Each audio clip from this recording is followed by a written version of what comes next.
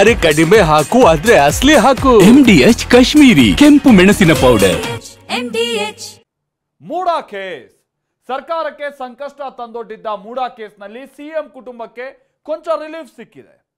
ಲೋಕಾಯುಕ್ತ ವಿಚಾರಣೆಯನ್ನು ಎದುರಿಸಿದ್ರು ಕೂಡ ಇಡಿ ವಿಚಾರಣೆಯ ಕುಣಿಕೆಯಿಂದ ಸಿಎಂ ಸಿದ್ದರಾಮಯ್ಯನವರ ಪತ್ನಿ ಪಾರ್ವತಿ ಅವರಂತೂ ಬಚಾವಾಗಿದ್ದಾರೆ. ಹೈಕೋರ್ಟ್ ಆದೇಶವನ್ನು ಪ್ರಶ್ನಿಸಿ ಇಡಿ ಸಲ್ಲಿಸಿದ್ದ ಮೇಲ್ಮನವಿಯನ್ನ ಸುಪ್ರೀಂ ಕೋರ್ಟ್ ವಜಾಗೊಳಿಸಿದೆ. ಹಾಗಾದ್ರೆ ಹೈಕೋರ್ಟ್ನ ಆದೇಶ ಏನಾಗಿತ್ತು, ಇಡಿಯ ಪ್ರಶ್ನೆ ಏನಾಗಿತ್ತು, ಸುಪ್ರೀಂ ಕೋರ್ಟ್ನ ಇವತ್ತು ಸೂಚನೆ ಏನೇನಿದೆ, ಬನ್ನಿ ಮೂಡಾ ಕೇಸ್ನಲ್ಲಿ ಈ ತೀರ್ಪು ಯಾವ ರೀತಿ ಅಂತ ಬೆಳವಣಿಗೆ ಕಾರಣ ಆಗ್ಬೋದು, ಅಂದ್ರೆ ಕೇಸ್ ಮುಂದೆ ಏನಾಗುತ್ತೆ, ಇಲ್ಲಿದೆ ಕಂಪ್ಲೀಟ್ ರಿಪೋರ್ಟ್.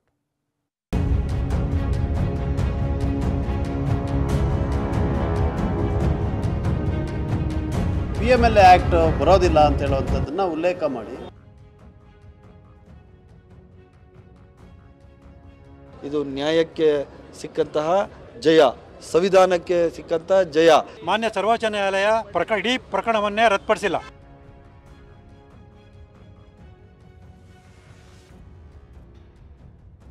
ಮೂಡಾ ಹಗರಣ, ಸಿಎಂ ಸಿದ್ದರಾಮಯ್ಯರನ್ನೇ ಅಲುಗಾಡಿಸಿದ್ದ ಪ್ರಕರಣ.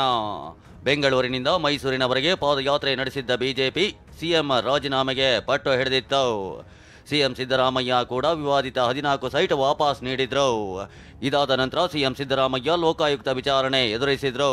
ಪ್ರಕರಣಕ್ಕೆ ಇಡಿ ಎಂಟ್ರಿ ಆಗಿತ್ತು. ಆದ್ರೀಗ ಮೂಡಾ ಕೇಸ್ನಲ್ಲಿ ಇಡಿಗೆ ಕೊಂಚ ಹಿನ್ನಡೆಯಾಗಿದೆ. ಸುಪ್ರೀಂ ಕೋರ್ಟ್ನಲ್ಲಿ ಇಡಿ ಸಲ್ಲಿಸಿದ್ದ ಅರ್ಜಿ ವಜಾಗೊಂಡಿದೆ. ಮೂಡಾ ಕೇಸ್ನಲ್ಲಿ ಸಿಎಂ ಪತ್ನಿ ಪಾರ್ವತಿ ಭೈರತಿ ಸುರೇಶ್ಗೆ ರಿಲೀಫ್. ಹೈಕೋರ್ಟ್ ಆದೇಶ ಪ್ರಶ್ನಿಸಿ ಇಡಿ ಸಲ್ಲಿಸಿದ್ದ ಅರ್ಜಿ ವಜಾಗೊಳಿಸಿದ ಸುಪ್ರೀಂ. ಮೂಡಾ ಮೈಸೂರು ನಗರಾಭಿವೃದ್ಧಿ ಪ್ರಾಧಿಕಾರದಲ್ಲಿ ನಡೆದಿದೆ ಎನ್ನಲಾದ ಅಕ್ರಮ ನಿವೇಶನ ಹಂಚಿಕೆ ಪ್ರಕರಣ ಸರ್ಕಾರವನ್ನೇ ಶೇಕ್ ಮಾಡಿತ್ತು. ಸಿಎಂ ಸಿದ್ದರಾಮಯ್ಯ ಪತ್ನಿ ಪಾರ್ವತಿಯವರು 14 ಸೈಟ್ ಪಡೆದ ವಿಚಾರ ರಾಜ್ಯ ರಾಜಕೀಯದಲ್ಲಿ ಹಲ್ಚಲ್ ಎಬ್ಬಿಸಿತ್ತು.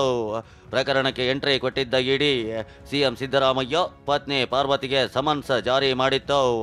ಆದ್ರೀಗ ಸಿಎಂ ಪತ್ನಿ ಮತ್ತು ಸಚಿವ ಭೈರತಿ ಸುರೇಶ್ಗೆ ಇಡಿ ವಿಚಾರಣೆಯಿಂದ ರಿಲೀಫ್ ಸಿಕ್ಕಿದೆ. ಹಾಗಾದ್ರೆ ಏನಿದೆ ಸಮನ್ಸ್ ವಿಚಾರ ಅಂತ ನೋಡೋದಾದ್ರೆ, ಮೂಡಾ ಕೇಸ್ನಲ್ಲಿ ಸಚಿವ ಭೈರತಿ ಸುರೇಶ್ ಸಿಎಂ ಪತ್ನಿ ಪಾರ್ವತಿಗೆ ಇಡಿ ಸಮನ್ಸ್ ನೀಡಿತ್ತು. ಸಮನ್ಸ್ ಪ್ರಶ್ನಿಸಿ ಇಬ್ಬರು ಹೈಕೋರ್ಟ್ನಲ್ಲಿ ಅರ್ಜಿ ಸಲ್ಲಿಸಿದ್ರು. ವಿಚಾರಣೆ ನಡೆಸಿದ್ದ ಹೈಕೋರ್ಟ್ ಏಕಸದಸ್ಯ ಪೀಠ ಇಡಿ ಸಮನ್ಸ್ಗೆ ತಡೆ ನೀಡಿ ಭೈರತಿ ಸುರೇಶ್ ಮತ್ತು ಸಿಎಂ ಪತ್ನಿಗೆ ರಿಲೀಫ್ ನೀಡಿತ್ತು. ಹೈಕೋರ್ಟ್ನ ಈ ಆದೇಶ ಪ್ರಶ್ನಿಸಿ ಇಡಿ ಸುಪ್ರೀಂಗೆ ಮೇಲ್ಮನವಿ ಸಲ್ಲಿಸಿತ್ತು. ಆದರೆ ಸಿಎಂ ಪತ್ನಿ ಸೈಟ್ ವಾಪಸ್ ನೀಡಿರೋದ್ರಿಂದ ಇಡಿ ತನಿಖೆ ಮಾಡಲು ಬರಲ್ಲ ಅಂತ ಇಡಿ ಸಲ್ಲಿಸಿದ್ದ ಮೇಲ್ಮನವಿ ಅರ್ಜಿಯನ್ನ ಸುಪ್ರೀಂ ಕೋರ್ಟ್ ವಜಾಗೊಳಿಸಿದೆ. ಇದೇ ವೇಳೆ ಜಾರಿ ನಿರ್ದೇಶನಾಲಯಕ್ಕೂ ಸುಪ್ರೀಂ ಕೋರ್ಟ್ನ ಸಿಜೆಐ ಗವಾಯಿ ಅವರಿದ್ದ ಪೀಠ ಚಾಟಿ ಬೀಸಿದೆ. ಇಡಿಯನ್ನು ರಾಜಕೀಯ ಹೋರಾಟಕ್ಕೆ ಬಳಸ್ಕೋಬೇಡಿ. ರಾಜಕೀಯ ಹೋರಾಟ ಚುನಾವಣಾ ಕಣದಲ್ಲಿರಲಿ. ದಯವಿಟ್ಟು ನನ್ನ ಬಾಯಿಯನ್ನ ತೆರೆಯುವಂತೆ ಮಾಡಬೇಡಿ. ಬಾಯಿ ತೆರೆದರೆ ಕಠಿಣ ಟೀಕೆಗಳನ್ನ ನೀವು ಎದುರಿಸಬೇಕಾಗುತ್ತೆ. ದುರಾದೃಷ್ಟವಶಾತ್ ನನಗೂ ಮಹಾರಾಷ್ಟ್ರದಲ್ಲಿ ಅನುಭವವಿದೆ. ಇದೇ ರೀತಿ ಅನ್ಯಾಯವನ್ನು ದೇಶದಾದ್ಯಂತ ಮುಂದುವರಿಸುವಂತಿಲ್ಲ. ಮತದಾರರ ಮುಂದೆ ರಾಜಕೀಯ ಹೋರಾಟ ಮಾಡಲಿ. ರಾಜಕೀಯ ಹೋರಾಟಕ್ಕೆ ಇಡಿಯನ್ನ ಏಕೆ ಬಳಸಿಕೊಳ್ಳಲಾಗ್ತಿದೆ? ಕೇಂದ್ರದ ಕಪಾಳಕ್ಕೆ ಸುಪ್ರೀಂ ತಪರಾಕಿ, ವಿಪಕ್ಷ ಕ್ಷಮೆ ಕೇಳಲಿ ಎಂದ ಸಿಎಂ ಪತ್ನಿಗೆ ರಿಲೀಫ್ ನೀಡಿ ಸುಪ್ರೀಂ ಕೋರ್ಟ್ ಆದೇಶ ನೀಡ್ತಾ ಇದ್ದಂತೆ ಸಿಎಂ ಸಿದ್ದರಾಮಯ್ಯ ಟ್ವೀಟ್ ಮಾಡಿದ್ದಾರೆ. ಈ ಆದೇಶ ಕೇಂದ್ರದ ಕಪಾಳಕ್ಕೆ ತಪರಾಕಿ ಅಂತ ಹೇಳಿದ್ದಾರೆ.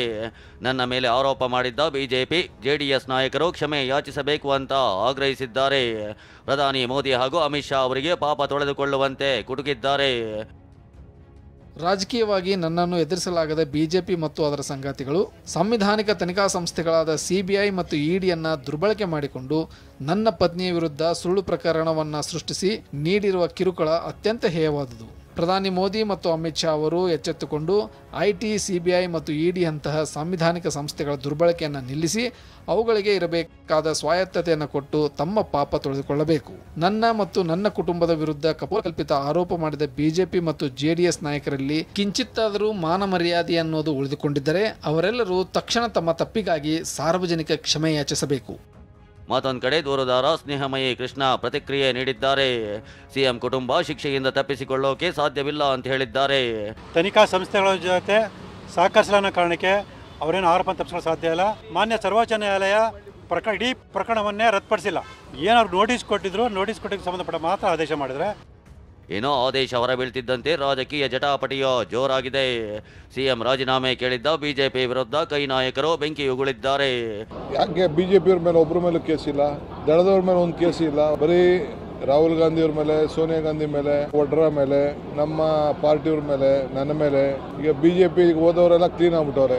ಈ BJP-ಯವರು JDS ಅವರು ಈ ಕ್ಷುಲ್ಲಕವಾದ ಈ ಕ್ಲಾಸ್ಲೆಸ್ ಪೊಲಿಟಿಕ್ಸ್ ಇದೆಯಲ್ಲ ಅದನ್ನು ಬಿಡಬೇಕು. ಅದನ್ನು ಮಾನ್ಯ ನ್ಯಾಯಾಧೀಶರು ಹೇಳಿದ್ದಾರೆ, ನಿಮ್ದೇನಾದರೂ ಇದ್ದರೆ ಎಲೆಕ್ಷನ್ಸಲ್ಲಿ ತೋರಿಸಿ ಈ ವೇದಿಕೆಯನ್ನು ನೀವು ಬಳಸ್ಕೋಬೇಡಿ ಅಂತ ಹೇಳಿದೆ. ಈ ಮಾತು ಭಾಳ ದೇಶಕ್ಕೆ ಅನ್ವಯ ಆಗುತ್ತೆ. ಈ ಪ್ರಕರಣದಲ್ಲಿ ಸರ್ವೋಚ್ಚ ನ್ಯಾಯಾಲಯ ಹೇಳಿರುವಂಥದ್ದೇನಿದೆಯಲ್ಲ ಇಡೀ ದೇಶಕ್ಕೆ ಅನ್ವಯ ಆಗುತ್ತೆ.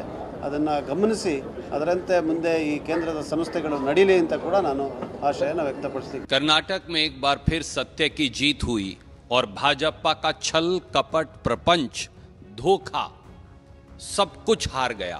भाजपा और ईडी के गठजोड़ का पर्दाफाश हो गया. ಇನ್ನೂ ತಪ್ಪ ಮಾಡಿಲ್ಲ ಅಂದ್ರೆ ಸೈಟ್ ಯಾಕೆ ವಾಪಸ್ ಕೊಟ್ರಿ ಅಂತ ಪ್ರಶ್ನಿಸಿರೋ ಬಿಜೆಪಿ ಹೋರಾಟ ಮುಂದುವರಿಸುವುದಾಗಿ ಹೇಳಿದೆ.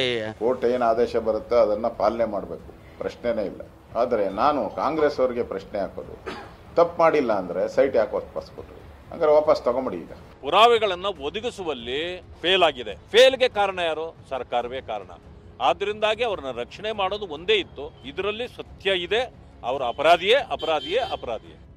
ಮುಡಾ ಪ್ರಕರಣದ ಸುತ್ತ ರಾಜಕೀಯ ಚದುರಂಗದಾಟ ನಡೆಯುತ್ತಿದೆ.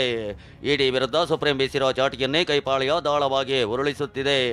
ಆದರೆ ಬಿಜೆಪಿ ನಾಯಕರು ಮಾತ್ರ ಸಾಕ್ಷ್ಯ ನಾಶದ ಆರೋಪ ಮಾಡ್ತಿದ್ದಾರೆ. ಹರೀಶ್, TV9 ಬೆಂಗಳೂರು.